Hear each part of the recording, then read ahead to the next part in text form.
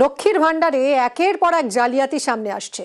যার অ্যাকাউন্টে টাকা ঢোকার কথা তার বদলে লক্ষ্মীর ভান্ডারে টাকা ঢুকছে তৃণমূল কাউন্সিলরের আত্মীয়ের ব্যাংক অ্যাকাউন্টে। চাঞ্চল্যকর অভিযোগ হুগলির রিষড়ায়। টাকা ফেরত চেয়ে শ্রীরামপুর থানায় লিখিত অভিযোগ জানিয়েছেন ওই মহিলা।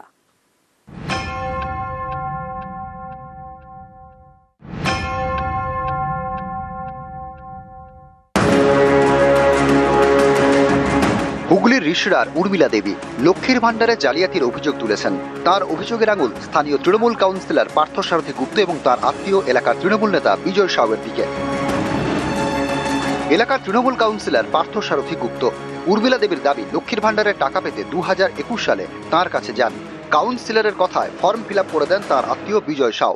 অভিযোগ, ফর্মে উর্মিলার বদলে নিজের ব্যাংক অ্যাকাউন্ট নাম্বার দেন বিজয়। তখন থেকেই কাউন্সিলরের আত্মীয়ের অ্যাকাউন্টে ঢুকছে লক্ষ্মীর ভান্ডারের টাকা। উর্মিলা দেবীর অভিযোগ, এর সমাধান চেয়ে বারবার কাউন্সিলরের দ্বারস্থ হয়েও লাভ হয়নি, ঠিকমতো টাকাও পাননি। রাজ্যে পালা বদলের পর এবার পুলিশে নালিশ। हमारा अकाउंट में पैसा नहीं आ रहा है, कोई विजय साहू है उसी का अकाउंट में आ रहा है पैसा। काउंसलर के पास गए, बोला ठीक करा देंगे ठीक करा देंगे। धमकी बोले हम थाना जाएंगे ये करेंगे, तो हमको 5,000 रुपया दिया है।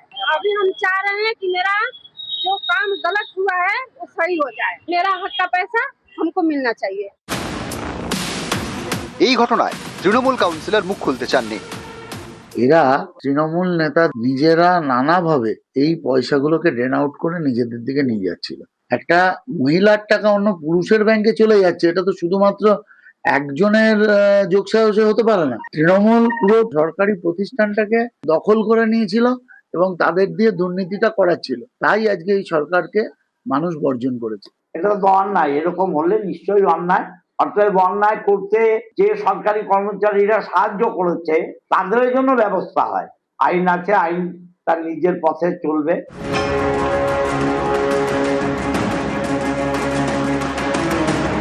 মুর্শিদাবাদের বহরমপুরে রাকিবুল শেখ, তার ব্যাংক অ্যাকাউন্টেও ঢোকে লক্ষ্মীর ভান্ডারের টাকা। রাকিবুলকে গ্রেপ্তার করে পুলিশ, তাকে জেরা করে এবার জালে মুস্তাফিজুর রহমান নামে এক ব্যক্তি। তদন্তকারীদের দাবি, এই মুস্তাফিজুর জাল আধার কার্ড তৈরি করেন, যেসব কার্ডের ভিত্তিতে একের পর এক লক্ষ্মীর ভান্ডারের নাম নথিভুক্ত করা হতো।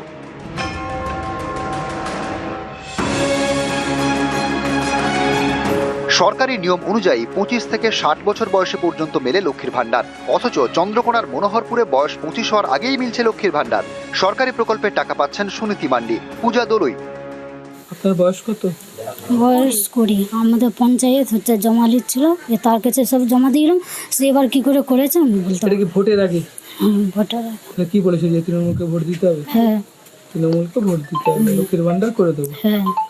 ও জাল আধার করে একজনের অল্প বয়সে তার লক্ষ্মী ভান্ডার করে দিয়েছে। প্রত্যেক বাড়িতেই 4টা-5টা করে জব কার্ড বানিয়ে পয়সা নিয়েছে আবাস যোজনার। এতদিন বলতে পারেননি কেন আপনারা? ওদের শাসানি, ওরা আমাদেরকে শাসিয়ে রেখেছিল।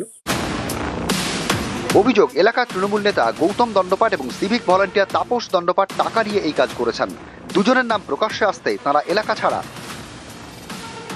এই বাড়িতে, যে বাড়িতে তালা দেখতে পাচ্ছেন, তালা ঝুলানো আছে, বাড়ির মধ্যে কেউ নেই। কেউ আছেন ভেতরে?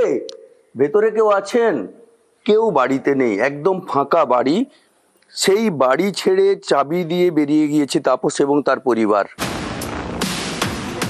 বাড়িতে গৌতমের দেখা নেই, তবে ফোনে পাওয়া গেল। আমি এইসব কিছু জানিনি। বইগুলো যেহেতু রাজনীতি করতাম, সেই হিসাবেতে এটা রাজনৈতিক চরিত্র সব প্রকাশ করতে এইগুলো ফাঁসানো হচ্ছে, গাড্ডায় ফেলানো যায়, সেইটাই তাদের চেষ্টা। নিউজ 18 বাংলা।